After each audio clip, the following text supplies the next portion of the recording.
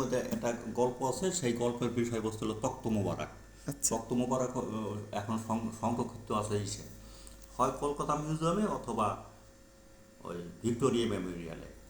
সেখানে একটা আস্ত পাথরের তৈরি একটা সিংহাসন, সিংহাসনের উপরে গদি টদি ছিল, এখন সেটা নাই আর কি। আচ্ছা। এটা অনেক প্রাচীন, আওরঙ্গজেবের আমলের। আচ্ছা। হুম আওরঙ্গজেবের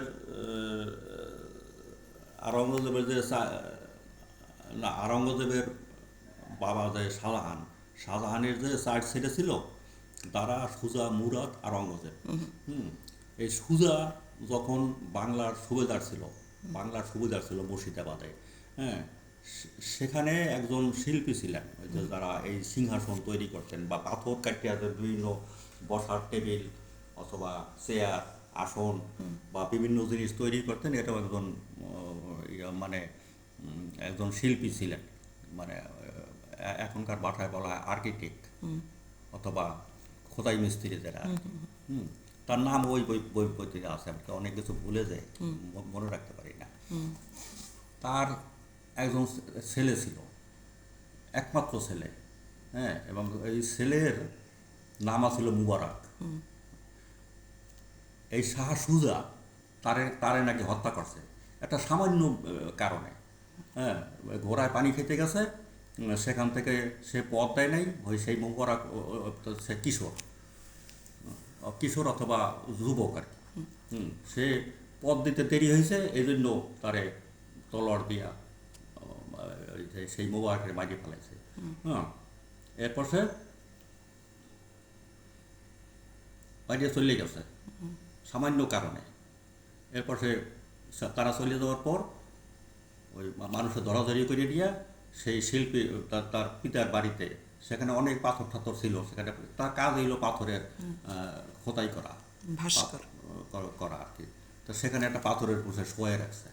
হ্যাঁ, পরে পরে এই এই অনেক কাহিনী এই বইয়ের মধ্যে আছে।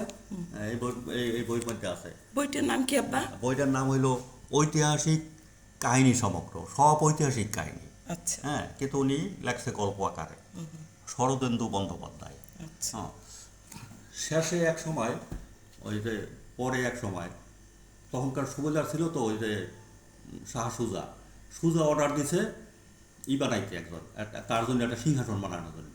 হ্যাঁ, তখন সে দুঃখে এবং রাজ অর্ডার পালন না করে উপায় নাই, সে দুঃখের সাথে মানে ভারাক্রান্ত তার সন্তান শোকের শোক নিয়ে ওই সেই পাথরটাই খোদাই করিয়া উনি একটা আসন বানাইছে।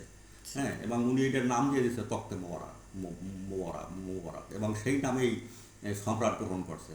এবং ওই ওই ওই আসনে তারপর থেকে বহু যারা ছিল, রাজা বাদশাহ বা যারা যারা ক্ষমতায় ছিল এই বাংলার, তারা বহু লোক ওইটায় পড়ছে। কিন্তু তার যে সেই সন্তান হত্যার যে পিতার যে শোক এবং ক্ষোভ এবং তার যে বদ্ধ অথবা অভিশাপ, সেটা অনেকেই মনে করে যে এর মধ্যে আছে। এবং ওই সিংহাসনে যারা পড়ছে, কেউ ওইটারে সে ওই সেমন মানে তারা সবাই তাদের অপঘাতে মৃত্যু হয়েছে। হ্যাঁ, তারা কেউ সুখে মরতে পারে নাই এবং সুখে রাজ্য শাসন করতে পারে নাই। এটা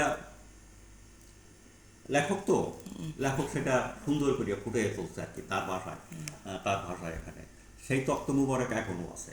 ওই শাহ সুজাও সেই ইসে পড়ছে, এবং সে পরে যে কোথায় কোথায় রাজ্য হারাইয়া শেষ পর্যন্ত ঝালকাঠি হয়েছে এসেছিলেন। আরাকান গিয়া, সেই ইতিহাস তো অনেকেই জানে, এবং আর একদিন অন্য প্রসঙ্গে বলা হয়েছে আর কি।